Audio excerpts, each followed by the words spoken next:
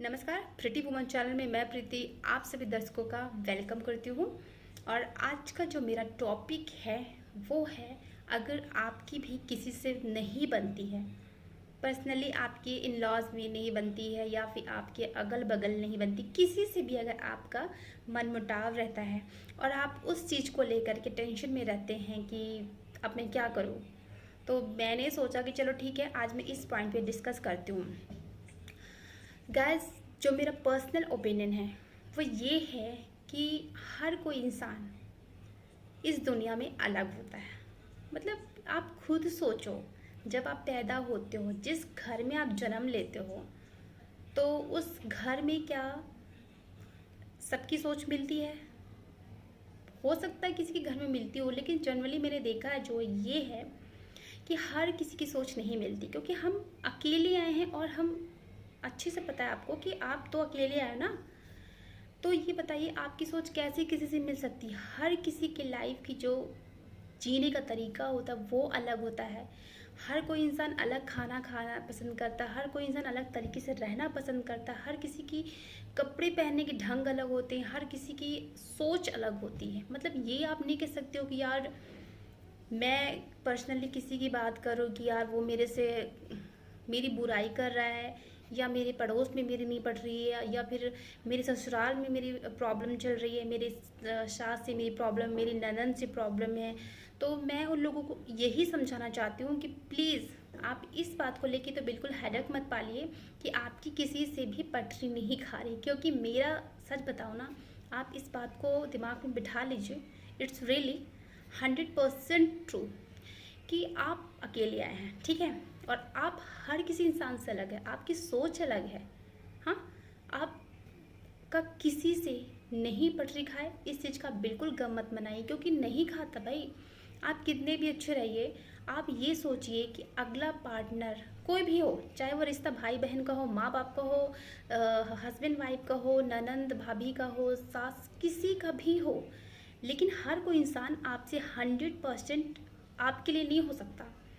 100% तो छोड़ ही दो, थोड़ा भी नहीं हो सकता। वो कहने के लिए है, लेकिन कहते हैं ना कि आपकी सोच। भाई पर्सनली मैं अपनी बता रही हूँ कि हम जिस घर में जन्म लेते हैं, हमारी खुद की कभी हमारी पेरेंट्स से नहीं पटरी खाती है। पटरी खाने का ये मतलब नहीं होता कि आपकी वो आपसे प्यार नहीं करते या आप उनसे प्यार नहीं करते। कहने का मतलब कि आप की थिंकिंग और उनकी थिंकिंग एकदम चेंज हो जाती होती ना, कभी बार भाई होती होगी, पर्सनली होती है, 100% होती है। कई बार आपके भाई से मैचिंग नहीं होती, आपकी सिस्टर से नहीं होती है, तो ससुराल में कैसी होगी? वो तो आपका एकदम से अचानक आप शादी करके उस घर में चले जाते हैं ना। तो जब आपके जिस घर में आपने जन्म लिया उस घर में थिंकिंग नहीं मैच हो रही है, तो आप ससुराल से कैसे आशा रख सकते हैं? एटलीस्ट आप खुद सोचो, जिस लड़के से आपकी शादी होती है, मतलब शुरू शुरू तो यार उससे भी पटरी नहीं खाती है। इसका ये मतलब नहीं यार, उसका स्वभाव है अलग है, आपका स्वभाव अलग है, आप दूसरे घर में जन्म लिए हो, आप लोग अनजान हो एक दूसरे के लिए, तो नए नए हो जाता है ना कि आप लोग की नहीं बनती। फिर धीरे धीरे जब आप एक साथ रहने लगते हो, फिर हस्बैंड वाइफ का एक पर्सनल भी समय है, हर चीज़ से, है ना, तो फिर वो आपस में अच्छे से रहने लगते हैं, उनकी थिंकिंग भी मिल जाती है और फिर वो खुश रहते हैं। बाकी और जो मेंबर है, जैसे कि सास होगी, ननंद है, ससुर है, देवर है, जेठानी देवरानी जो भी है, तो उनके साथ तो आप इतना टाइम नहीं स्पेंड करते हो। जो टाइम आप अपने बच्चों से, आपके हस्बैंड से जो रिलेशन रहता है वो तो आपका उनसे उतना नहीं रहता ना।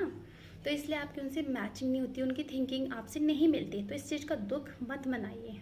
हाँ, ये कर सकिए अगर आपको ये लगता है कि आप किसी से भी उतना आशा मत रखिए कि यार वो मुझे ऐसा बोल दिया तो मैं दुख हो गया मुझे।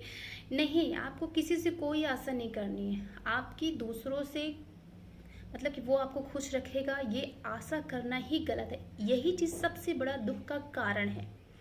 आप किसी को भी ये हक मत दो कि वो आपको जज करे कि आप ऐसे रहो, ऐसे मत रहो, ये कपड़े पहनो, ऐसे मत, यहाँ मत जाओ, ये मत करो। मतलब अपनी पर्सनल, जो कहते हैं ना, जैसे हम टीवी का रिमोट कैसे प्रेस करते हैं बटन तो ये चैनल खुल जाता है, ये चैनल ओपन। मतलब यार आप इलेक्ट्रॉनिक सामान नहीं हो, आप एक जीते जागते इंसान हो, आपकी एक फीलिंग है और आपकी फीलिंग कोई हर्ट न करे, इसलिए आप अपने बारे में दूसरों को जज करने का राइट मत दीजिए।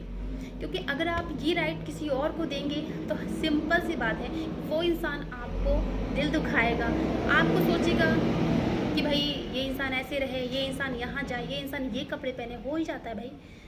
पर्सनली भाई हर किसी की मुझे नहीं पता, लेकिन हम जैसे लोगों मतलब जो मिडिल क्लास ब्राह्मण समाज की लड़कियां होंगी, उनके घर तो ऑलमोस्ट ज़्यादातर ऐसा होता है कि लड़कियों को बचपन से ही पहले घर के लोग जज करते हैं, यार यहाँ मत जाओ, ऐसा मत करो, ये मत पहनो, वो मत पहनो, अपनी पसंद से, मतलब उन्होंने तो ठीक है।